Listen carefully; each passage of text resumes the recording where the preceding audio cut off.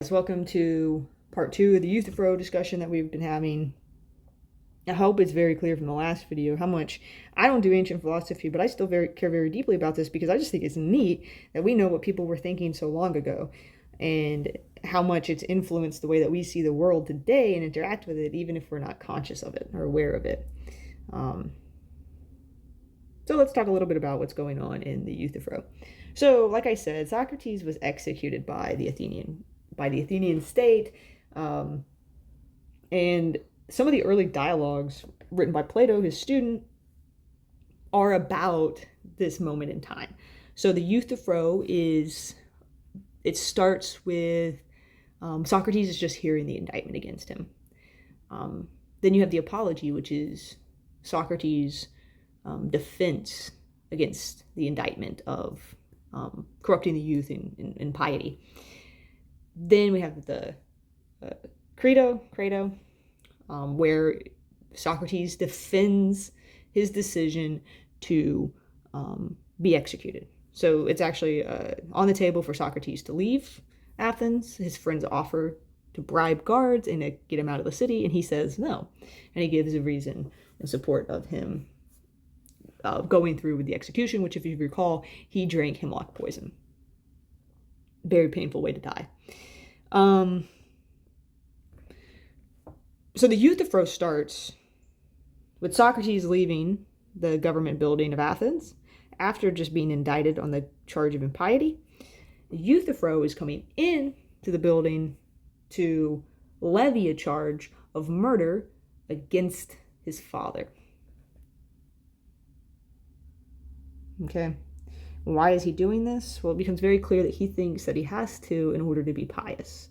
So we have one religious fundamentalist versus another religious fundamentalist. Now, again, the Socratic method isn't as antagonistic as, maybe what Descartes was getting up to, or what Locke was getting up to, or what like Christopher Hitchens gets up to, or Richard Dawkins. However, it's still a versus, right? So you have one religious fanatic versus another religious fanatic. This is like Jerry Falwell and Bob Jones duking it out. And if you don't know who those people are, Jerry Falwell founded Liberty University in Virginia, and Bob Jones founded Bob Jones University in North Carolina. These are well-known private Christian colleges. Bob Jones and Jerry Falwell are well-known for being religious fundamentalists, Christian fundamentalists. They both, so the analogy here is that they both believe in the same religion. Their impression of what's required to be faithful, to be pious in that religion, very different. So Socrates is like, no, it's impious to try your father. Euthyphro says, no, piety is punishing those who do wrong. He thinks his father did wrong. His father, a servant on his property, killed somebody else. His father beat him up, tied him up, put him in a ditch to go see what he should do, and then the guy died in turn. So he basically beat a man to death and left him in a ditch.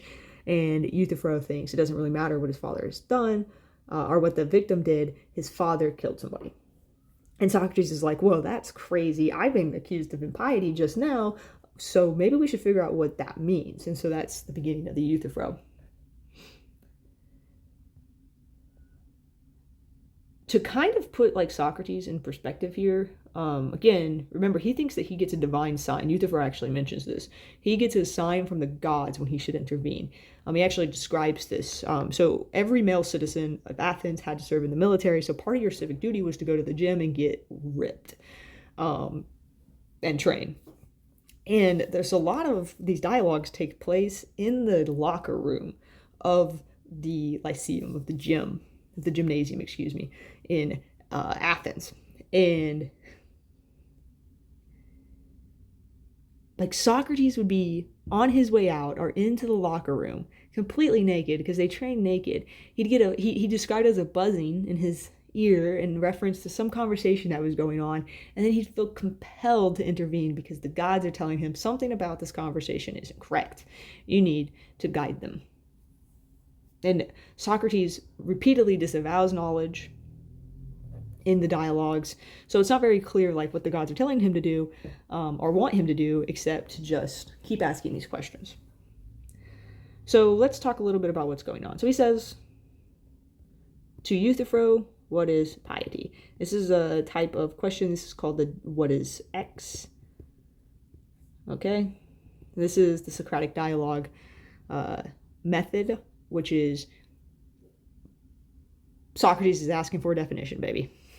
You want to talk about piety? You want to talk about piety? Well, then tell me what those things are. And he doesn't want a definition like you or I might give, where we are like, hey, what's a table? Well, it's a thing you put stuff on. No, he wants to know what the universal, unchanging definition of whatever X is. In this case, it's piety. Other cases, it'll be knowledge, virtue, wisdom. What is virtue? What is knowledge? What is wisdom? What is beauty? And he means, what is the thing that makes this the case, that it's virtuous, that it's pious, that it's beautiful? And that never changes. That's universal. To understand exactly what's going on there, you kind of have to look at something called the Platonic forms. Now, a form is really what Socrates wants to get. He wants to know what the unchanging thing is, and that's the form. So I'll just give you an example of what a form is. You know when something is tall. So for instance, Shaq is real tall. Okay, then you've got Kevin Hart, who's real short. So Shaq is tall, Kevin Hart is short. But Kevin Hart is tall compared to Hezbollah. Right? So we can make this comparison. Plato thinks that there are some things that are like being tall. We know them because we're comparing them to something else. So there is a thing that is tall, a form of tall, but when it comes to like our experience of the world, we know something is tall only in reference to something else. And he says this is kind of similar to what's going on with justice and beauty and piety and knowledge and wisdom. Like we know it's like justice, but it's not justice, right? Because we're just comparing whatever that is to the thing that's the form of it. So when by form he wants the definition, that's the same thing. So if he says like, oh, something's beautiful, right? We know it's beautiful because we've seen this form. We've seen the form of the beautiful, the unchanging, immutable, universal, beautiful. What's going on here?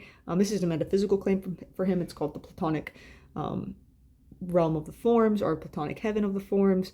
When you die, depending on how good your soul is, you might get a glimpse, shorter or longer, of these forms, and then your soul is reincarnated in some extent, and then whenever you're wandering around trying to define what the X is here, so maybe it's piety, maybe it's wisdom, maybe it's virtue, maybe it's knowledge, you're always going to compare it to this form.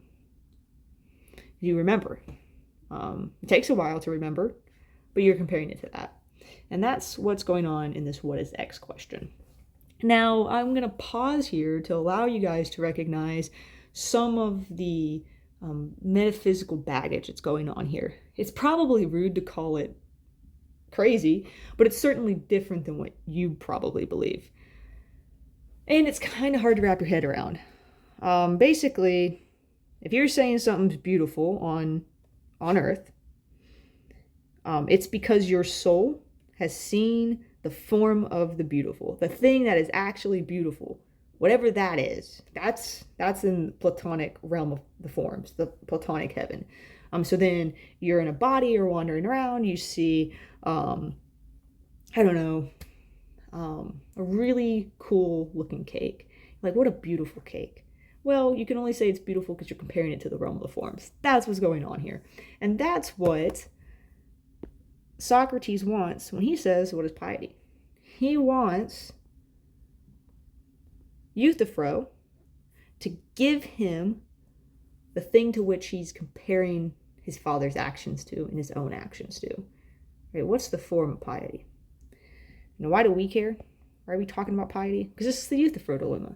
Because this is the first time that we have one of the earliest examples in Western philosophy of somebody going, okay, is it pious because the gods love it?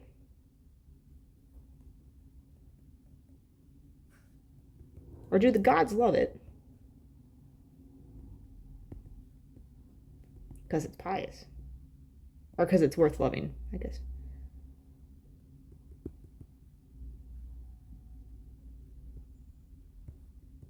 Right? This is one of the earliest examples we have of this question. And this is a tricky question because what's really going on here, and I'm going to point this out in the next lecture on this topic, is like you can replace pious with right or lovable and see the question, is it right because the gods say it's right? Or do the gods say it's right because it's right? And we're going to talk about a little bit more about how we get to that point in the next lecture.